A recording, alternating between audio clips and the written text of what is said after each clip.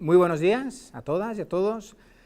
Gracias por venir, aunque ya sé que veníais para otras cosas y hoy os han puesto otra actividad aquí. Pero bueno, estoy encantado de estar con vosotros. Me han hablado de que sois un grupo muy entusiasta, o sea que espero que reaccionéis, no entusiásticamente a lo que diga yo, sino que interactuemos, que tengamos un poco de relación verbal aquí.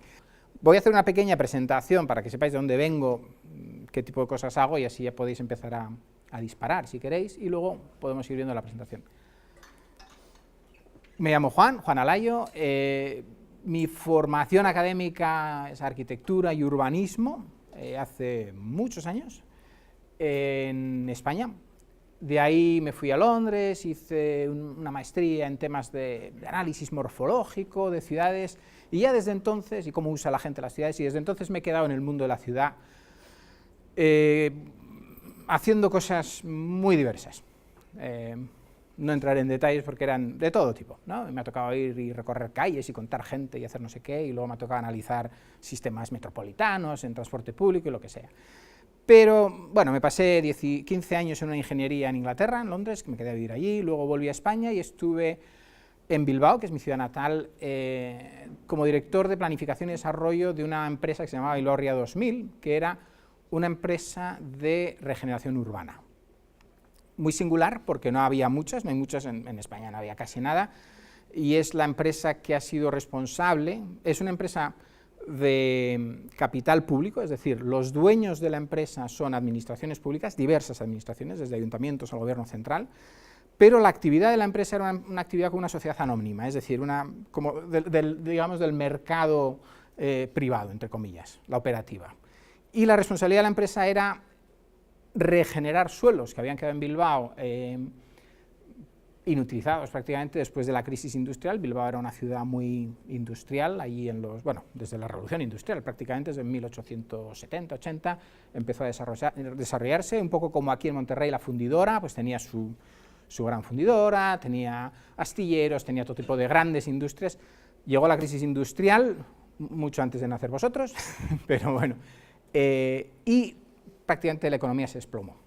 Un proceso muy rápido. España estaba saliendo de la dictadura de Franco, que murió en el 75, también hace mucho, y entonces eso generó una dinámica muy complicada de pérdida de población, pérdida de empleo, pérdida de actividad económica, en un entorno además prácticamente devastado por, bueno, luego veremos, terrorismo, teníamos unos niveles de polución tremendos, y fue un poco la reconversión de Bilbao a partir de ese punto bajo, ¿no?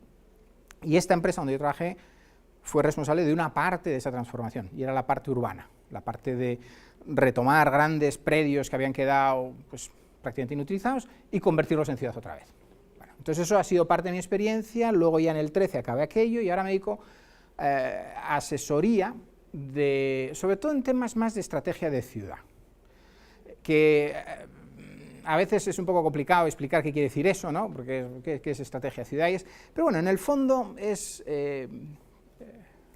me lo preguntaba una vez mi hija, ¿tú en realidad qué haces? ¿No? Porque yo vengo a México, me voy a Italia, me voy a no sé dónde, y le digo, yo fundamentalmente hago preguntas, ¿vale? Entonces mi trabajo fundamentalmente es hacer preguntas. Y me gustaría que este fuera un pequeño tema de esta mañana, que tenemos una horita aquí, porque claro, mi hija me dice, pero eso no te van a pagar. O sea, yo también hago preguntas, digo, ya, pero obviamente hay que ver qué tipo de preguntas hacemos. Básicamente, mi convencimiento, desde ya hace bastante tiempo a esta parte, es que nos dejamos llevar demasiado fácil. En general, y vosotros sois muy jóvenes y probablemente sentís a veces bueno, pues que bien sea vuestro grupo social o porque los padres dicen no sé qué, pues sigues unas dinámicas que a veces no cuestionas. Entonces a mí lo que me gustaría es precisamente eso, ilustrar el cuestionamiento de las cosas. Yo si no hago otra cosa es más que meter el dedo en el ojo. Cuando voy a un sitio digo, ¿y eso por qué? Entonces, si os lleváis un mensaje de hoy, solo uno, me gustaría que fuera ese, que no podéis ir por la vida, bueno, no podéis, por supuesto que podéis, pero que es una vida mucho más rica, yo pienso, si cada vez que vas por ahí te planteas por qué, cómo, qué, cuánto, si buscas un poco las razones detrás de lo que muchas veces damos por sentado, ¿vale? Las cosas son así, son así, tienen que ser así. ¿Por qué son así?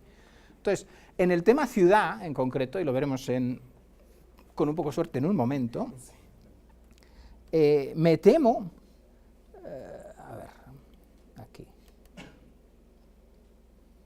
me temo que no nos cuestionamos la realidad de lo que vivimos.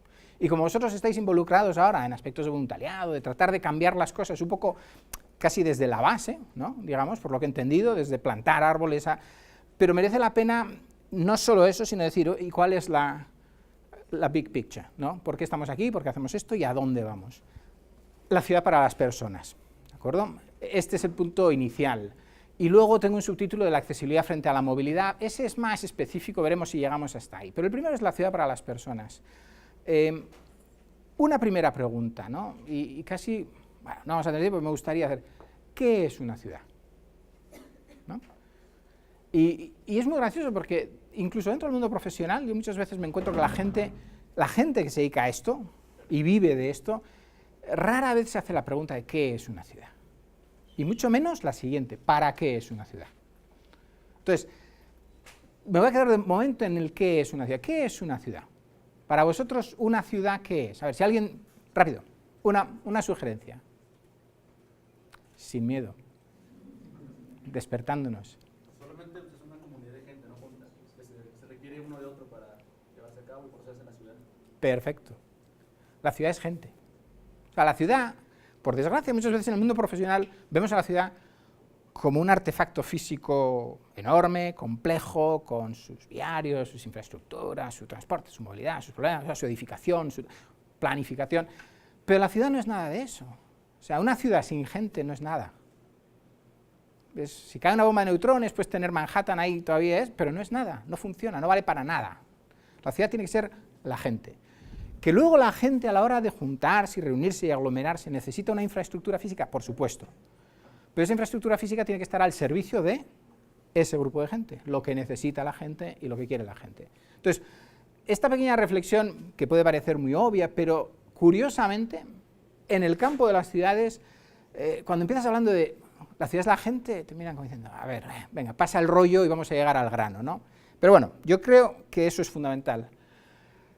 Hoy, ¿para qué estamos? Bueno, pues una reflexión y diálogo, espero que sea diálogo, buscar algunas respuestas positivas y creativas, imaginar, pensar cosas distintas, preguntar, y un poco de compromiso social que ya veo que todos tenéis, y es importante que lo tengáis, y me alegra ver que lo tenéis, porque yo ya estoy mayor, o sea, esto depende de vosotros a partir de ahora, ¿no? Yo de aquí a pocos años ya casi voy a estar de retirada, pero vosotros tenéis toda una vida por delante, y las ciudades van a estar en vuestras manos.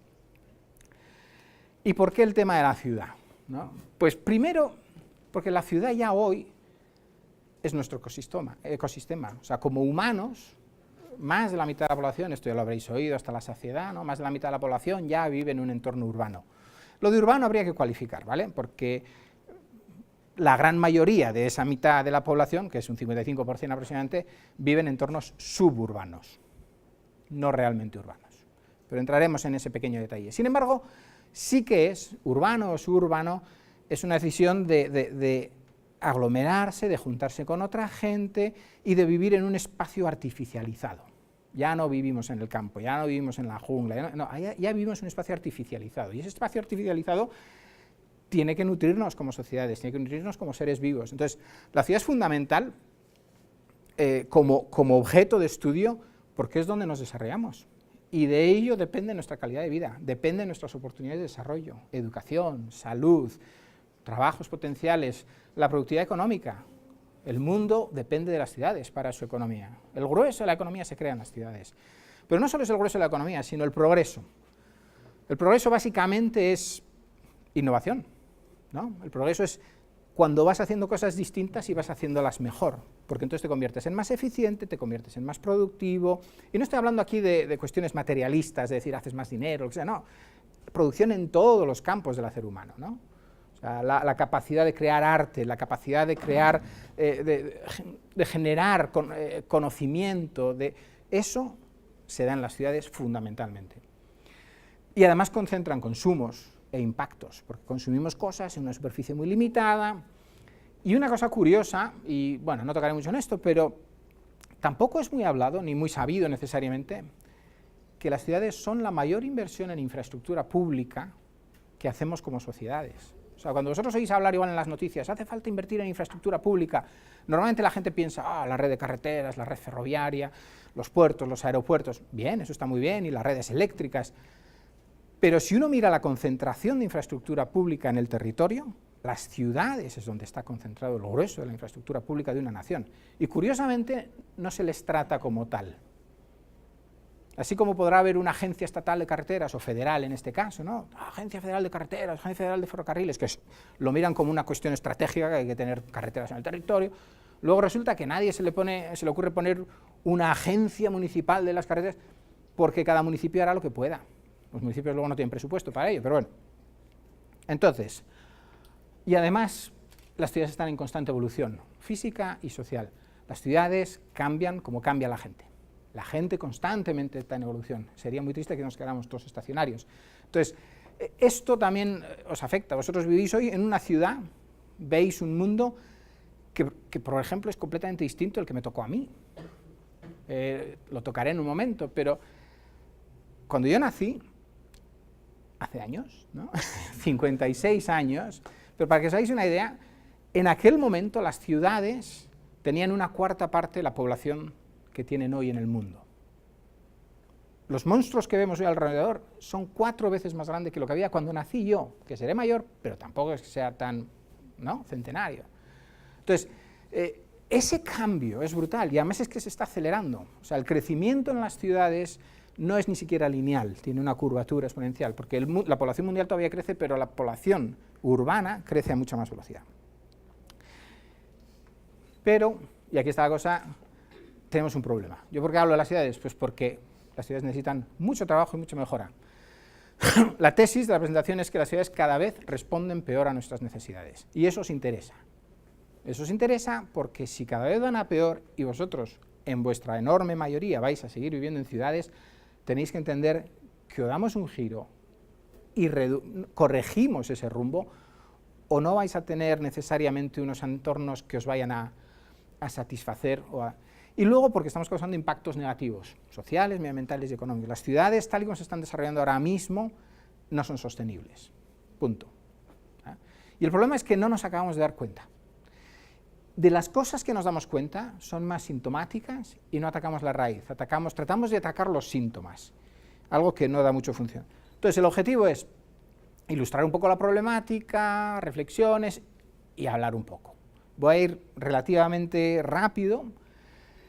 ¿Qué les pasa a las ciudades? ¿Cuál es el gran problema que veo yo que pasa aquí? Cuando digo se nos están yendo de las manos es prácticamente literal. O sea, las ciudades se están diluyendo. ¿Por qué digo que se están diluyendo? Porque las ciudades están constantemente creciendo en el territorio y cada vez a densidades más bajas. Se están haciendo como más, cada vez hay más sprawl, cada vez la mancha urbana es más grande, la famosa mancha de aceite, y se nos está yendo. Tenemos décadas de extensión constante en baja densidad. Os he dicho que hace 55 años la población urbana era un cuarto de lo que es hoy. Vale, pues en 30 años la huella de las ciudades se multiplicó por 4. ¿Vale? O sea, costó 55 años multiplicar por 4 la población, pero en 30 años se ha multiplicado por 4. Hay que decir que esos 30 años, la densidad a la que se han desarrollado las ciudades es mucho menor que la que había antes. Prácticamente todas las ciudades en el mundo hoy están perdiendo densidad. Todas se están desarrollando en baja densidad en la periferia, todas, prácticamente todas. Bueno, hay ciudades que prácticamente no crecen, Detroit decrece, por ejemplo, pero veremos en un momento ejemplos de aquí. Este proceso hace que percibamos una serie de impactos, la polución y la congestión son muy notorios. Aquí todo el día, pues yo estoy en algún grupo de chat de Monterrey con gente que mira los temas hoy tenemos una polución terrible. Cada vez que veo desde Bilbao, digo, uff, ¿cómo están las cosas? Pero el problema es, bueno, ¿y qué vamos a hacer? ¿Vamos a cerrar las pedreras? ¿Vamos a hacer la revisión de los vehículos? Sí, pero ¿de dónde viene el problema? Luego veremos. Ha empezado el turbofan aquí. El problema es que muchas veces nos fijamos en los síntomas y la causa real de la polución y de la congestión, por ejemplo, la más gorda de todas las causas es la dispersión de la ciudad. En cuanto tienes una ciudad dispersa, la única manera de moverse en la ciudad es vehículo privado, prácticamente. en un entorno como Monterrey, es prácticamente lo que hay. ¿Y por qué pasa esto? Pues para mí una de las raíces fundamentales del problema es que no nos planteamos si nuestras ciudades son eficientes. Y os parecerá un poco absurdo que alguien venga aquí y diga, ¿cómo que no nos planteamos? Hay mucha gente, hay economistas, hay ingenieros, hay urbanistas, hay... ¿Qué quieres decir que no? La ciudad, no veréis prácticamente ningún estudio que hable de la eficiencia específica de la forma de la ciudad, de su organización y distribución. Tienes estudios parciales de esto y del otro, pero la ciudad en su conjunto no se estudia como si fuera un mecanismo eficiente. Entraremos ahí en un momento. Y porque nos olvidamos de una cosa, que es su función primordial, que es la accesibilidad. Me expandiré, pero la accesibilidad, ¿qué quiere decir? ¿Por qué la gente se junta? ¿Por qué la gente se junta en el territorio? No necesariamente para estorbarse los unos a los otros, o para incomodarse, o para sentirse observado. No, la gente se junta porque busca a esa otra gente. ¿Para qué? Para intercambiar bienes, servicios, experiencias, para buscar una vida, para tener relaciones sociales, para tener oferta de trabajo, para tener... Nosotros buscamos esa proximidad porque lo que necesitamos es accesibilidad a todas las cosas que queremos y necesitamos en la vida. Y la ciudad es eso, la ciudad es juntar a la gente para que la gente tenga eso a su alcance. Entonces, curiosamente, nos olvidamos de esa función. Voy a hablar ahora, muy rápidamente, un ejemplo atípico. Lo voy a poner aquí solo para hablar como excusa del tema de la eficiencia. Bilbao, os comentaba hace un momento, es la ciudad donde yo vengo, fue una ciudad con un potente pasado industrial, aquí veis pues, el tema de las acerías que teníamos, astilleros, precioso puente que todavía funciona, este es el puente colgante donde te montas en esta barquilla con un coche o te puedes montar andando o en bici y se mueve desde aquí hasta acá y cruzas el río. Os recomiendo si alguna vez tenéis la oportunidad de ir allí. Sufrimos una crisis brutal, se acabaron las acerías, se acabaron los astilleros, se tuvo que derrumbar todo y nos quedó un legado pues de este tipo, ¿no? Una ría completamente contaminada, unos suelos completamente contaminados, un aire contaminado a base de carbón, de no sé qué, y encima, por si no fuera poco, en el 83 sufrimos unas inundaciones torrenciales, todo el casco antiguo quedó inundado hasta el primer piso, casi 40 muertos, millones y millones de pérdidas, cuando esto en el 83 Bilbao estaba en muy malas condiciones, y mientras tanto, encima teníamos a ETA, el grupo terrorista vasco, que no sé si alguna vez habéis oído, un grupo pues, tratando de buscar la independencia, que en esta época estaba atizando de lo lindo. Bombas en supermercados, bombas en bancos. Entonces, en esas condiciones, ¿cómo sale una ciudad adelante y cómo cambia? Pues en Bilbao se hizo con un proceso, primero un proceso estratégico de planificación, es decir, ¿qué tenemos que hacer para salir del agujero? Y a veces suelo decir que la clave de todo el proceso muchas veces es la crisis, o sea, somos seres humanos y al final nos gusta la comodidad, y sacarnos de nuestra zona de confort es muy complicado. ¿Qué hace falta? Pues hace falta que nos enfrentemos a una crisis. Y curiosamente, a veces digo, ¿no? Una crisis en el fondo es un buen espolón para salir de esa situación que poco a poco te va llevando. Pero es muy gracioso, ¿no? Porque no todos reaccionamos a las crisis. O sea, seguro que si pensáis en vuestras propias vidas, ¿no? Ciertas relaciones que tengáis medianamente tóxicas, que igual no acabas de salir, porque, bueno, lo huyes, lo rehuyes, lo esquivas, o que estás en unas condiciones, en un trabajo que no, pero tampoco acabas de dar el salto. Igual nos toca todavía el trabajo, pero hay un montón de circunstancias. Y muchas ciudades se van deteriorando poco a poco, pero el deterioro es tan gradual que no percibes la crisis. El tema de la crisis es fundamental, y en la vida os va a pasar. Lo que es fundamental en una crisis es parar, mirarla de cara, mirarte con sinceridad y decir, ¿realmente con esto quiero vivir yo? ¿Tengo que vivir con esto? ¿Qué puedo hacer para cambiar? Si no miras a una crisis con dureza y no la miras con un ejercicio de reflexión interna sin contemplaciones, sin paños calientes, es decir, bueno, sí, pero tampoco estoy tan mal, ¿no sabes? No entras en acción. En Bilbao la crisis era tan brutal que se entró en acción. Pero además también tuvimos la suerte de que hubo un cambio de situación, pasamos de la dictadura a la democracia, se generaron nuevas estructuras de gobierno y, también interesante, con esas nuevas estructuras de gobierno entró gente en el gobierno que no eran políticos. mayoritariamente eran gente, pues, o empresarios, hombres de negocios, o profesionales. ¿Por qué? Pues porque no había partidos políticos todavía organizados saliendo de una dictadura. Y lo bueno de esa situación fue que esos eran personas pragmáticas, y digo esos con perdón porque en su gran mayoría eran hombres, apenas una mujer o dos. Pero bueno, eran los tiempos, 78 y 80 por ahí.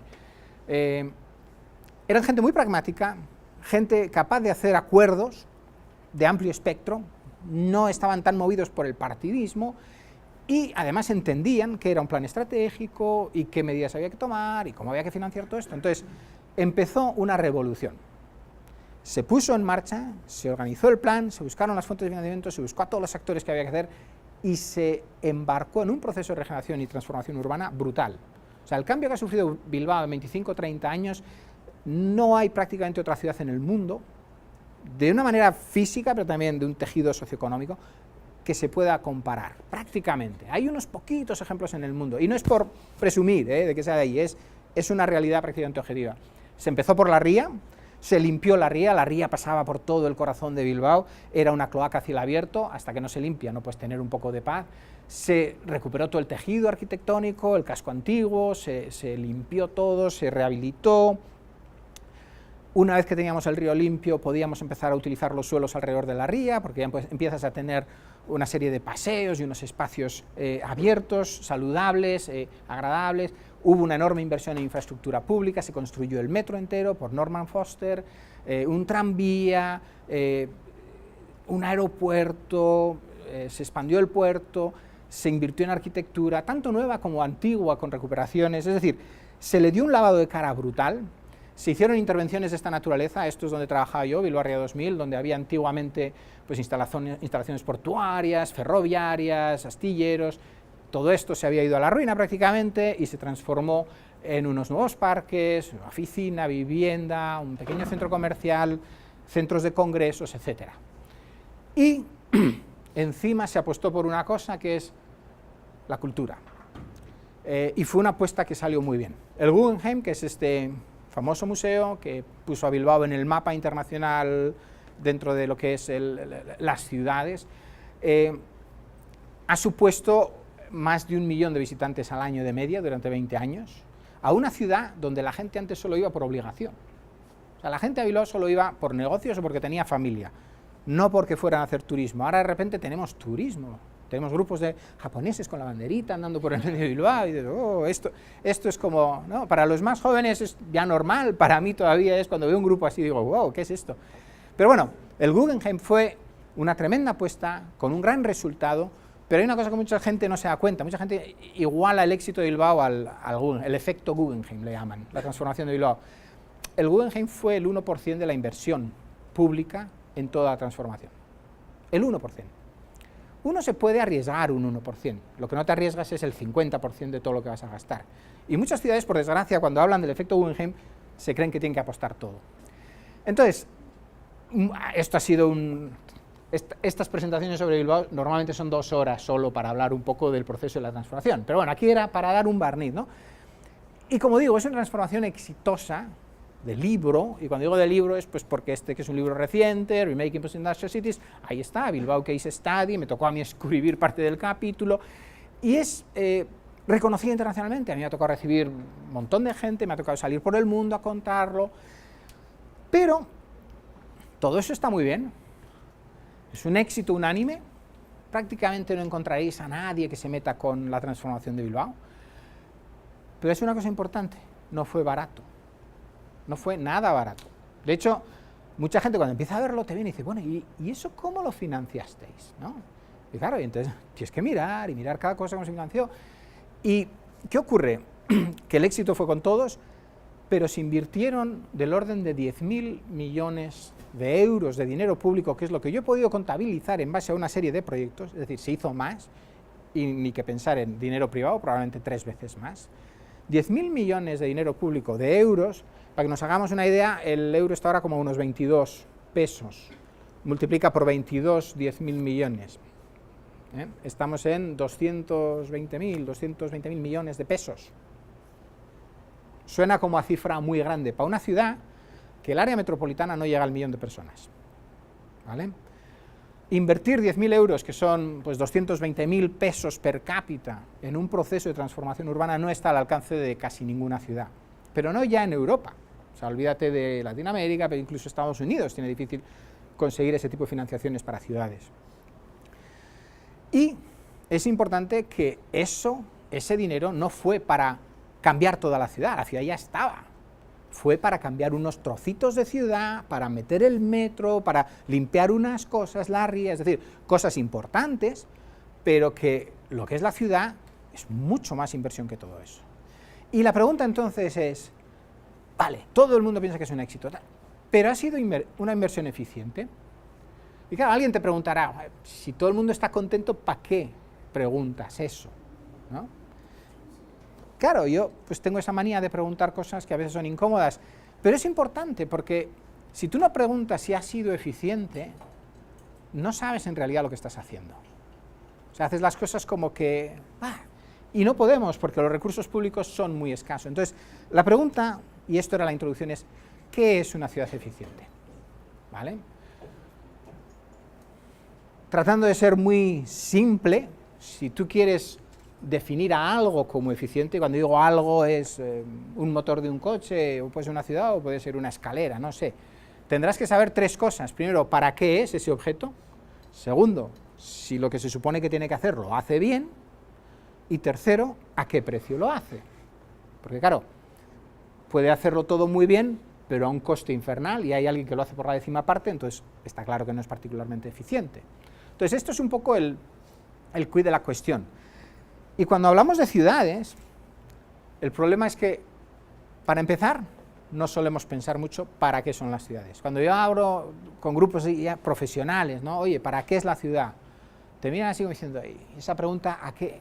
No viene a cuento, ¿a qué viene eso? Aquí estamos hablando de la contaminación. Digo, ya, pero ¿para qué? Y el problema es que no nos lo planteamos. Entonces, tú no te planteas para qué es la ciudad. No evalúas ni monitorizas el desempeño, porque claro, el desempeño no es solo saber el nivel de contaminación, el desempeño es saber, primero, para qué es la ciudad, y segundo, si me está cumpliendo eso a mí como ciudadano, o al conjunto de ciudadanos, ¿vale? Y ahora veremos. Pero es que además, y lo más curioso es que no tenemos ni idea de lo que cuestan las ciudades, ni lo que costarán en un futuro. ¿Y por qué digo lo que costará en un futuro? Porque las ciudades, básicamente, son estructuras, ¿no? Son gente, pero lo que es el término ciudad entendido como elemento físico son infraestructuras, mayoritariamente, parte públicas, partes privadas, pero esas infraestructuras son inmensas. Tú mira toda la red de calles que tienes, tú mira las tuberías que tienes, tú no sé qué, y os llamaría mucho la atención, pero si vas por el mundo y le preguntas a un alcalde, como a mí me suele gustar hacer, si tengo oportunidad, señora alcaldesa, ¿me podría decir cuánto cuesta su ciudad? Y dice, mira, ¿qué quieres decir? ¿Mi presupuesto? Digo, no, eso lo publican los periódicos, eso ya lo sé. No, yo quisiera saber cuánto cuesta la ciudad que usted gestiona. Y se te quedan así diciendo, ¿qué? Entraremos en un segundo. Entonces, para mí, esta situación, o sea, cuando decía todo esto, digo, es que si no sabemos nada de esto, no podemos saber si son eficientes las ciudades. No sabemos para qué son, o por lo menos no lo definimos. No medimos bien si están cumpliendo esa función, y por supuesto no sabemos el coste, porque incluso si supiéramos las dos primeras cosas, si no sabemos la tercera, ¿cómo vamos a saber si es eficiente? ¿No? Es como tener un utilitario, tú te vas a mover de tu casa al TEC, y te vale un pequeño cochecito o un Ferrari. Vamos, un Ferrari también hace el servicio, pero ¿a qué coste? No entremos en eficiencias del motor, pero bueno. Y para mí esto es dramático, porque muy pocas ciudades, si hay alguna, se hace este tipo de pregunta, y además es que en la mayoría de los países, como decía antes, las ciudades son la mayor inversión de infraestructura pública. Claro, la mayor inversión de infraestructura pública, que no nos preguntamos si está haciendo bien su función y a un nivel eficiente, a mí me parece como una enorme irresponsabilidad pública. Punto. Enorme irresponsabilidad.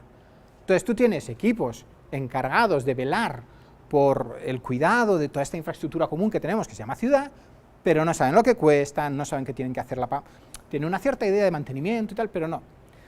Entonces, cuando digo que son inversiones enormes, luego veremos alguna cifra por ahí, pero vamos, y digo costes futuros, es porque las ciudades, cualquier cosa que tú hagas que sea física, con el tiempo se deteriora.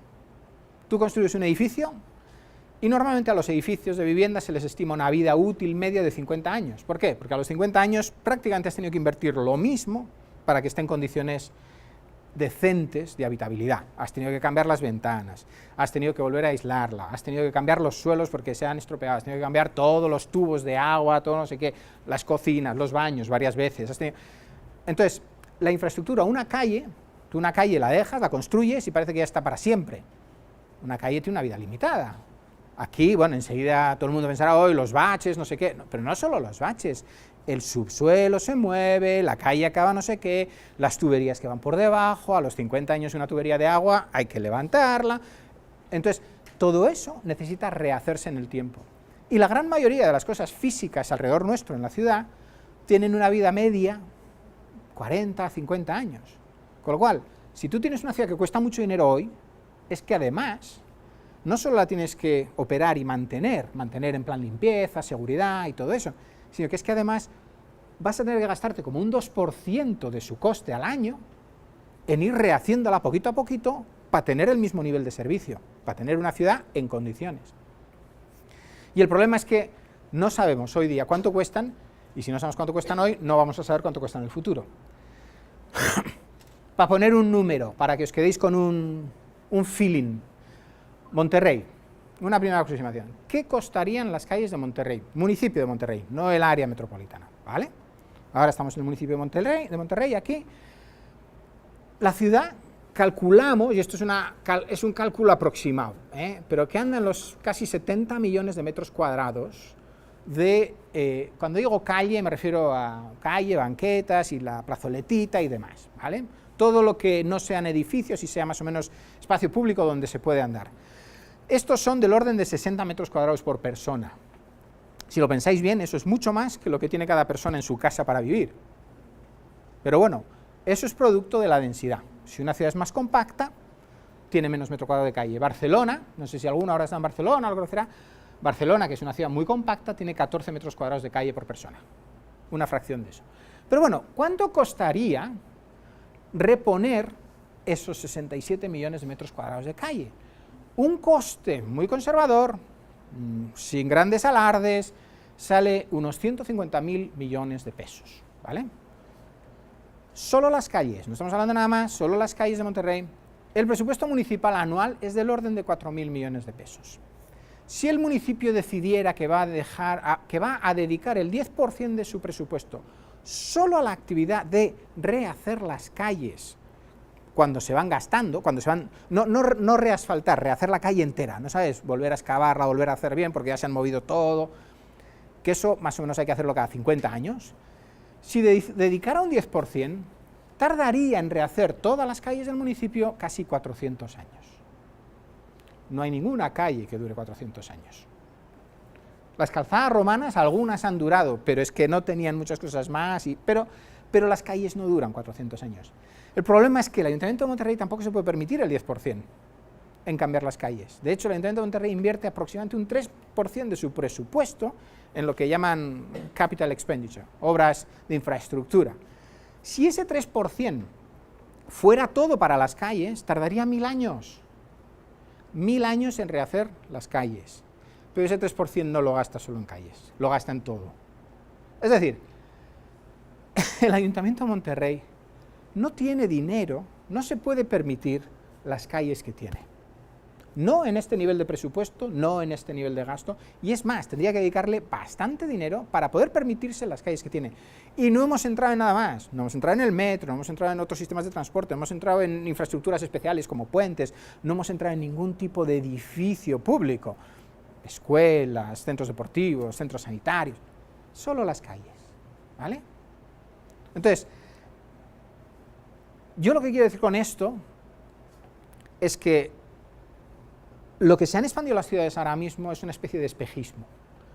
Se han expandido a mucha velocidad, se han expandido mucho, sin pensar lo que cuestan y lo que van a costar. Si miramos otros sitios, por ejemplo Nueva York, Nueva York, solo poner al día su infraestructura, poner al día, mejorar las cosas que están muy mal, del metro, de las calles, no sé qué, hay una estimación de 2014 que eran casi 50.000 millones de dólares, y es una estimación conservadora. Pero ese es el estado de Nueva York. Nueva York tiene lo que llaman un funding gap en su infraestructura muy grande. Si Nueva York, ciudad del primer mundo, capital financiera mundial, no tiene ni siquiera el presupuesto para permitirse sus infraestructuras, y ojo, que Nueva York tiene unos 32 metros cuadrados de calle por habitante en lugar de los 60 que tiene Monterrey. Es decir, les toca la mitad que aquí. ¿Qué esperanza tiene Monterrey? Y digo Monterrey, dentro de lo que cabe, Monterrey es más compacto que algunos municipios alrededor de Monterrey, ¿no? ¿Qué esperanza tiene de ser capaz de mantener ese tejido físico medianamente bien? Aquí, bueno, no entro en los costes de esto, pero por ejemplo, otro ejemplo interesante, Portland, Oregón, es la ciudad que he encontrado que da datos más finos sobre cuánto cuesta cada elemento de infraestructura y cuál sería el coste de reposición de las calles, tuberías de agua, de saneamiento, de drenaje, de parques, tal. En Portland, para que os hagáis una idea, el coste de reposición de esa infraestructura, que deja fuera componentes tan importantes como el transporte, cuando me refiero al transporte me refiero a una red de autobuses, tranviaria, no sé qué, deja fuera temas tan importantes como edificios sanitarios, edificios educativos. La estimación es que son más de 55.000 dólares per cápita. Esa es la inversión en infraestructura pública. Cuando digo que las ciudades son una inversión enorme, empezar a haceros un poco idea de este tipo de cifras. Entonces, reflexionando ahora, o sea, habiendo mandado estos mensajes de alarma, ¿no? El modelo de ciudad. Para mí la clave está en que o trabajamos y cambiamos el modelo de ciudad o nos estamos acercando a bastante velocidad hacia un acantilado con el acelerador enganchado. Entonces, ahora retomo aquella pregunta que decía al principio, ¿no? Yo decía, ¿para qué son las ciudades? ¿Qué tal lo hacen? ¿Cuánto cuestan? Hemos visto un poquito cuánto cuestan, pero ¿para qué son las ciudades? Y las ciudades son esto, o sea, las ciudades son artefactos muy grandes, complejos, pero que tienen que proporcionar accesibilidad a bienes, servicios, a otras personas y a todo tipo de actividades. Si la gente vive en una ciudad es porque necesita eso, porque quiere eso, porque es lo que da vida, ¿no? Y de hecho es curioso que la mayor parte de las actividades sociales es ver a otra gente, estar con otra gente, es juntarse. Pero es que todo depende de ello, ¿no? Como decíamos antes, la innovación. ¿La innovación qué es? Es intercambio entre personas, entre ideas, y de ahí empiezan a salir cosas, pues no se me había ocurrido, y va saliendo. Si tú no te ves con nadie, si estás solo en medio del desierto, pues es muy difícil que generes mucho. Y para ello la clave es la proximidad y la acumulación de gente, o sea, en urbanismo esto sería densidad y mezcla de usos. Cuanto más empaques a la gente, mayor grado de interacción vas a tener, pero es que no solo eso, sino que más cerca vas a tener las cosas. O sea, al final, si tú quieres acceder a esas cosas, una parte primordial de eso será que estés cerca de ellas. Si extiendes la ciudad hasta el infinito, pues al final es que tu capacidad de acceso podrías llegar hasta allí, pero luego ya no llegas hasta allí, y luego te limita muchísimo. Entonces, dicho de otra manera, para mí las ciudades son, en esencia, mecanismos para conectarnos físicamente. Eso es lo que son mecanismos para que podamos estar conectados a lo que necesitamos y a otras personas. Y serán más eficientes, por tanto, cuanto mejor lo hagan. Y porque son para servir a las personas. Entonces, yo ya tengo para mí una definición. ¿Para qué son las ciudades? Para poner a la gente en contacto con otra gente, servicios, para proporcionar accesibilidad. ¿Lo hacen bien o lo hacen mal? Bueno, pues podemos ver un poco. Y la cuestión es que, mira, las ciudades tienen un potencial increíble de generar accesibilidad. Os voy a explicar un poquito este gráfico. Esto es, para que os hagáis una idea, esto es una zona más o menos céntrica de Bilbao, pero a escala, esto es poco más de 1,5 kilómetros, ¿vale? O sea, lo andas en 15 minutos, 20 minutos como mucho, te puedes cruzar prácticamente. Y esto es el casco histórico antiguo y tal. Esto es un programa que se desarrolló una vez, que lo que hace es, desde este punto central aquí, te mide cuánta cantidad de calle tienes a 200 metros andando, que es lo rojo, entre 200 y 400 metros, 400 y 600, en intervalos. Es más o menos como tus áreas de accesibilidad en un intervalo corto andando. Ten en cuenta que 600 metros, 400 metros son 5 minutos, ¿vale? 800 metros son 10 minutos andando, tranquilo, o sea, no es... Pero ese es un poco tu radio.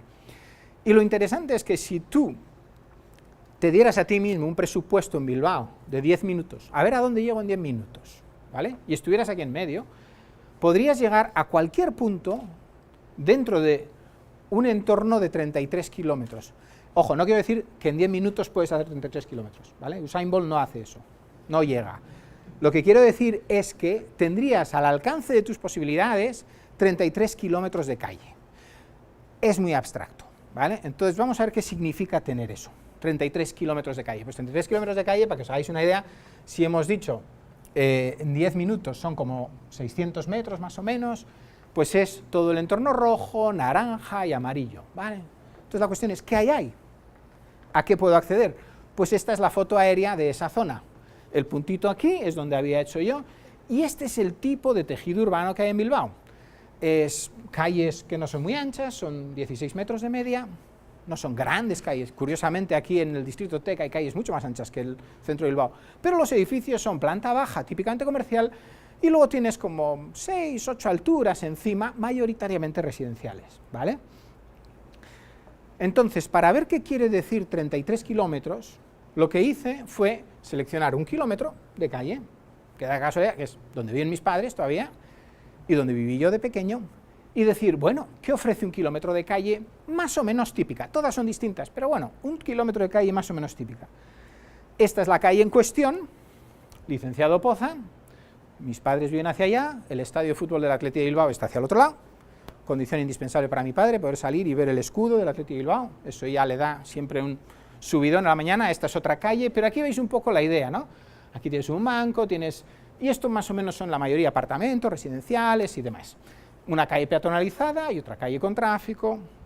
Pues bien, ¿qué tenemos en ese kilómetro de longitud de Licenciado Poza? Pues tenemos una superficie de calle relativamente escasa, 15.000 metros cuadrados, pues 15 metros de ancha. Tenemos una superficie construida sobre rasantes, es decir, edificación de 200.000 metros cuadrados, ¿vale? Que equivale a unas 1.300 viviendas. 1.300 viviendas, en Bilbao la media es como 2,4, ¿eso qué es? 4.000 personas, en un kilómetro, 4.000 personas, 250 locales comerciales, en un kilómetro, 250 locales comerciales. Imaginar ahora que supone 33 kilómetros de esto en un radio de 10 minutos. Puedes tener a más de 50.000 personas en menos de 10 minutos a tu alcance, todos tus familiares, tus amigos, en una ciudad como Bilbao prácticamente, pero pensar en locales comerciales, 7.000 locales comerciales en menos de 10 minutos. No hay un mall en el mundo, ni en China ni en Estados Unidos, que compita con eso, ni de lejos. La accesibilidad que te puede ofrecer una ciudad es increíble. Así, organizada, trazada, con ese tipo de forma, con ese tipo de estructura, ¿vale? ¿Por qué? Porque también podría ser así. Igual os suena esto a alguno, ¿no? Esto es el área metropolitana de Monterrey, acercándonos hacia Santa Catarina. Si lo miras bien, el número de kilómetros de calle, de acuerdo, aquí tenemos esto, pero el número de kilómetros de calle por superficie puede que no sea tan diferente, pero ¿quién quiere andar 33 kilómetros aquí? O uno. ¿Qué hay? ¿Qué te ofrece? Y este es el dilema. La ciudad te puede ofrecer mucho si la usas bien, si generas esa compacidad, si generas esa mezcla de usos, no si lo usas como un elemento de desarrollo inmobiliario que se puede ir hasta el infinito, copia y pega, copia y pega, copia y pega, porque esto no es ciudad. Cuando antes decía que el 55% de la población del mundo es urbana, ¿esto es urbano? No, para mí, ¿no? Pero el problema es que cada vez más las ciudades son menos densas. En España, por ejemplo, en 24 años, la población creció un 21%, pero el tejido urbano creció más del doble. Es decir, la ciudad, lo que creció, y la superficie artificial, donde ya incluyes centros comerciales, logística, infraestructuras, fíjate, creció 4 veces más que la población. ¿Qué estamos haciendo? ¿Cómo nos hemos convertido tan hambrientos de territorio? ¿Por qué nos extendemos tanto? Y la mitad del tejido urbano en España tiene menos de 50 años, pero como decíamos antes, en el mundo, en 30 años, 3/4 partes del tejido son nuevos. En Monterrey, este es un estudio de la Sede Sol, de 1980 a 2010, Monterrey duplicó su población, el área metropolitana, duplicó 1,99 veces, quintuplicó su huella. O sea, Monterrey en el 80 era 1 de tamaño y en el 2010 era 5.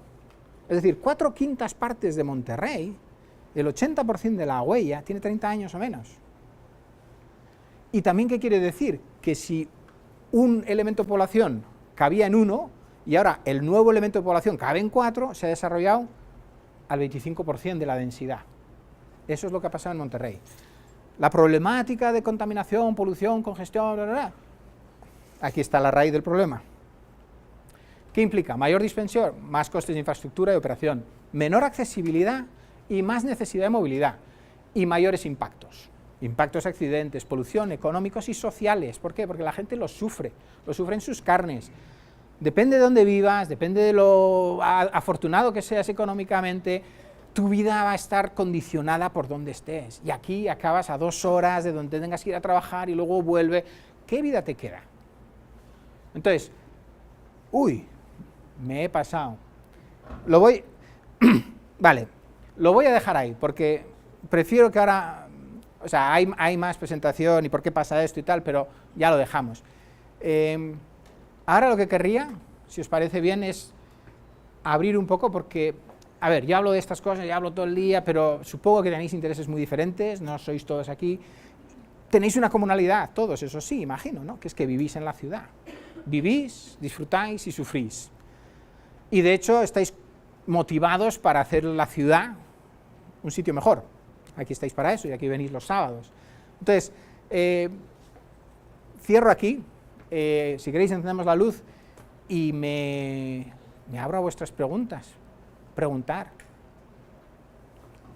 Ahorita nos dijo de todos los problemas que tenemos, de la densidad, que nos hemos esparcido 5 veces más de la población, pero ¿qué haces para remediar eso? Porque estamos de acuerdo que no solamente puedes agarrar a la gente y como ya, todos así juntos, no puedes ocupar la ciudad y luego volver a construir.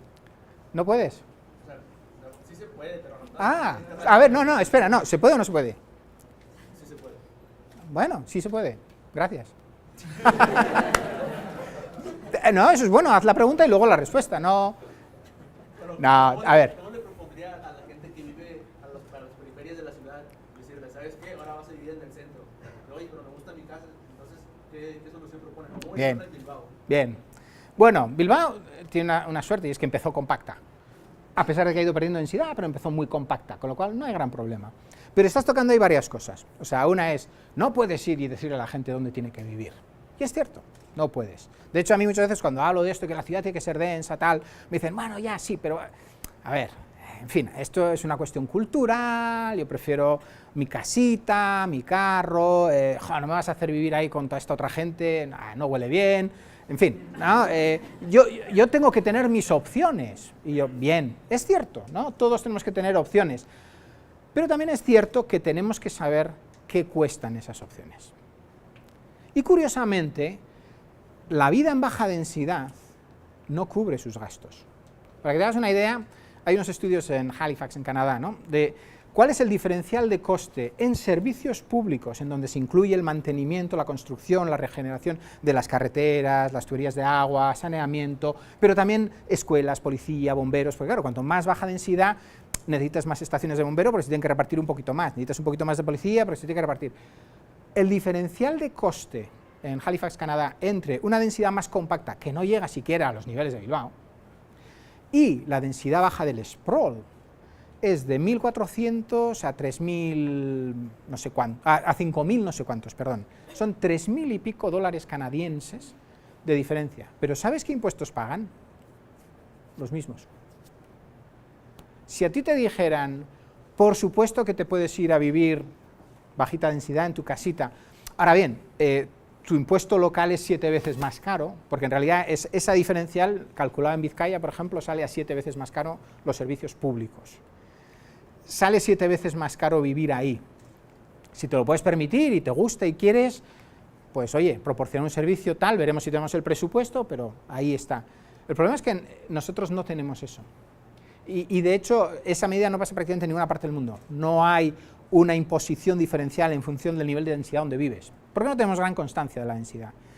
Con lo cual, ya hay un punto ahí donde cuando la gente me dice, no, pero es que esto en el fondo es ideológico, ¿no? A ti te parecerá muy bien que todo el mundo viva junto y tal, pero oye, deja cada cual lo que quiera. Digo yo, no, oye, es un mundo libre, sí, pero ¿cuáles son los costes? Y esos costes solo son de proporcionar los servicios, no entramos en las externalidades, porque luego esa persona que vive allí quiere conducir su coche hasta el centro, y quiere aparcar en el centro, va a necesitar espacio, va a necesitar, y el coche va a generar que la gente que anda aquí en el centro pues vaya a tener que dejar espacio al coche y va a tener que sufrir la polución y el ruido, cuando en otras ocasiones igual no necesitaba eso, porque en ciudades como Bilbao el coche es opcional, la gente anda, el 60 y pico % de los desplazamientos en Bilbao son andando dentro de Bilbao, un 20 y algo % en transporte público y un 12% en vehículo privado, ¿vale? Entonces, ya tenemos ahí unas diferencias, pero luego hay otra, y suele ser muy interesante, ¿no? Porque la gente dice, ya, pero tú le quieres juntar a todo el mundo ahí en densidad, y eso es, en fin, la densidad es contagios, higiene, la densidad tiene un estigma brutal, la densidad tiene un estigma desde hace ya, bueno, pues desde la época victoriana, ¿no? Desde que Dickens empezó a hablar y a contar cosas horribles que pasaban en Londres, y pobreza, y ratas, entonces la densidad tiene ese estigma. Y es muy gracioso, ¿no? Porque es muy intuitivo, ¿no? Tú juntas mucho a la gente y es como, ¿quién quiere ir en un metro pegajoso y no sé qué? Pues sí, como que te da un poquito así, ¿no? Pero luego yo siempre suelo poner un punto de contraste, es decir, a ver, ¿es mala la densidad en sí? ¿O igual son malas algunas formulaciones de densidad? ¿Y por qué digo esto? Si tú miras ahora prácticamente todas las ciudades del mundo, ¿no? ¿Dónde viven los más ricos? ¿En las afueras? ¿Quién vive en Polanco? ¿Quién vive en Mayfair, en Chelsea, en sitios así? ¿Quién vive en Manhattan? ¿Quién vive en el centro de Madrid? ¿Quién vive en el centro de Bilbao? Los ricos eligen dónde vivir. ¿Y sabes dónde eligen vivir? Algunos en las afueras, ¿sí? En sus grandes casas y mansiones. Y muchos de ellos en el centro, en las zonas más densas. En Londres, los distritos más densos de todo Londres son los más ricos. Eso ya de por sí a mí me manda una señal y me dice, o sea, que la densidad no puede ser tan mala si el que de verdad puede elegir, elige también eso. Entonces, ¿qué ocurre? Que muchas veces, yo cuando hacía este argumento, ¿no?, en Inglaterra, y decía densidad, me venía alguien y me decía, ya, pero es que esto de la densidad, tú que eres europeo, tal. En Inglaterra no son europeos. Brexit, so be it. Me decía, no, porque tú, es que no entiendes la cultura. Y le digo yo, bueno, yo no entiendo, pero... Y entonces les preguntaba a ellos, entonces decirme vosotros aquí cuáles son las zonas más densas. Y era muy significativo, porque no lo sabían, ¿vale? Nadie lo había mirado. Yo ya había hecho el análisis, ya había mirado, pero ellos no lo habían mirado, ¿no? Entonces decían, pues, hombre, el East End, ¿no? Las zonas de los housing estates, vivienda social en torres mal cuidadas, no sé qué. Entonces, toda su imagen era que la densidad se daba solo en esos black spots que había por alrededor de la ciudad. Y resulta que no, que es que en el centro, Mayfair, ¿no? Si puede haber un centro más así, era más denso que esos. Y entonces, claro, cuando les decías eso, ya le rompes un poco el esquema, ¿no? Tienen que buscar otro tipo de justificación. Pero al final no, es que al final la densidad se puede hacer bien. La densidad, ¿por qué la gente va a esas zonas? Porque es que les ofrece, bajan a la calle y tienen lo que quieran. O sea, ¿por qué hay gente con muchísimo dinero que vive en un apartamento en Manhattan y ni siquiera tiene coche? No le compensa. Usará un Uber de vez en cuando, usa el transporte público porque es más rápido, pero es que en Manhattan tiene todo. Disfruta, tal. Entonces, el tema de dónde vive la gente, ese es uno interesante y además me recordaron que tenía que decirlo. La ciudad tiene que tener la diversidad necesaria para ser rica en todo y para ofrecer también una plataforma de desarrollo a todos los estratos. Y el problema que tenemos es que normalmente las ciudades ejercen un grado de segregación social brutal. Y de hecho antes lo quería comentar, ¿no? Cuando decía dónde vive la gente, ¿no? Pues los ricos viven donde quieran, Puede ser en el centro de Manhattan, o en un penthouse, o puede ser en un palacio, en un castillo en Escocia, ¿no? ¿Dónde viven los que no son tan ricos? Esos son unos pocos, ¿vale? Los que se pueden permitir eso. Los que no son tan ricos, digamos la clase media, media alta, media baja, media, ¿dónde viven ellos? ¿Cuál es el proceso de selección de dónde vivir? Pues ellos van y miran, y a mí me gustaría vivir aquí, no me llega, donde no voy a vivir es aquí, porque ahí no voy, ni loco, de aquí hasta aquí, ¿dónde me llega? Y entonces es tu compromiso, ¿vale? Y ahora llegamos a la tercera clasificación, el que realmente no tiene medios, ¿dónde vive? Donde no le queda opción, no elige, vive, pues eso, donde puede, donde nadie más quiere ir, básicamente donde nadie más quiere ir. Entonces, eso de por sí pasa en cualquier ciudad. El problema es que en el momento que tú bajas la densidad, la segregación que te produce la ciudad ya es una segregación en horizontal, ¿vale? En ciudades como Bilbao, tú podías tener que en función de la altura y del tamaño del apartamento, tenías diferentes estratos sociales. Y había una familia que vivía en un apartamento de 120 metros cuadrados y luego un poco más arriba, divididos, y uno en 45 metros cuadrados. Bueno, había un elemento ahí, y había un elemento de mezcla. Cuando la ciudad es más compacta, sí habrá zonas un poco menos favorecidas, otras, pero no van a estar lejos. O sea, la gente en Bilbao que tiene realmente mucho menos medios, por ejemplo, que mis padres, ¿no? Que están bien, por suerte, están acomodados, tienen 93 años, ya, suerte que tienen, ¿no? Pero a menos de 10 minutos andando, de donde viven mis padres, menos de 10 minutos andando, tú tienes gente en unos estratos muy humildes, con muy pocos medios, pero han logrado vivir en apartamentos que obviamente no son la gran calidad y demás. No responde a tu pregunta, pero a lo que me refiero es que cuando tú compactas las cosas, las oportunidades de acceder siguen estando ahí. Cuando tú lo dispersas en el territorio, si tú pones a alguien aquí a 25 kilómetros de aquí, en una vivienda ínfima, sin ningún tipo de servicio de transporte público, sin ningún tipo de comercio en los alrededores, es que eso no es una vivienda, es una prisión, ¿no? Estás mandando allí, y además la capacidad y posibilidad de mezclarse con otra gente distinta a su estrato es mínima. Pero la clave, de todos modos en la ciudad, es generar vivienda para la gran mayoría y que sea asequible.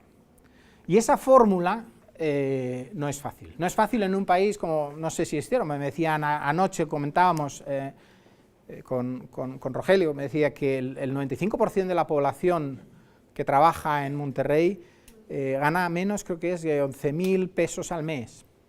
¿Qué capacidad tienen de acceder a la vivienda? Al coste que tiene la vivienda. Entonces, ese es el problema donde deberíamos concentrar todas nuestras neuronas. Es decir, ¿cómo puedes generar vivienda en densidad, y no digo alta densidad, en densidad y en zonas centrales y accesibles, zonas con servicios? Entonces, ese es un reto para buscar procesos de fabricación, de prefabricación, pero es un reto también de financiación y es un reto de cohesión social, de políticas.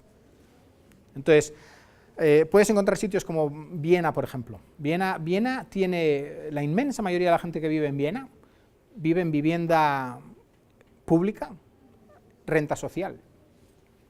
Estratos económicos muy diferenciados. Y la renta media creo que ronda los 600 euros al mes, que a ver, puede sonar mucho aquí, 600 euros al mes, pero en un contexto europeo, 600 euros al mes es una renta barata. Entonces, ¿cómo lo han hecho en Viena? Pues también construyendo activos públicos urbanos. Aquí se ha dejado el suelo completamente al privado. Si tú construyes vivienda como parte de la infraestructura pública y construyes un parque de vivienda pública amplia, y con ese parque de vivienda pública tú buscas un mecanismo autosustentable, donde parte la alquilas a tasas de mercado que pagan por eso, pero otra parte dices, oye, pues si tú no puedes pagar, habrá una política social que suplemente y demás. Otra cuestión es ver cuáles son los fondos globales, pero si no tienes los activos, es muy difícil que puedas generar unas políticas públicas de vivienda en donde vayas dando cabida cada vez más. No quiere decir que la solución sea necesariamente inmediata. O sea, cuando tienes un segmento tan grande de la población con unos ingresos tan bajos, tú haces cualquier cálculo y dices, realmente no se pueden permitir una vivienda. Y eso es muy duro de decir. Entonces tienes que decir, bueno, la respuesta no me vale. O sea, no se pueden permitir, vale, pero no me vale la respuesta. ¿Qué riqueza tiene este país? ¿Qué riqueza tiene este territorio? ¿Cómo vamos a darle la vuelta para que nuestras políticas sociales, para que podamos invertir en nuestra gente? Es que esa es otra cuestión. Y perdona, que me alargo, pero a veces no utilizamos bien el término inversión. Invertir es cuando tú cuando tú pones tu dinero, pones tus activos en algo que luego va a tener algún tipo de retorno, ¿vale? Y es curioso, ese retorno, el problema es que puede ser amplísimo y no necesariamente siempre monetarizable.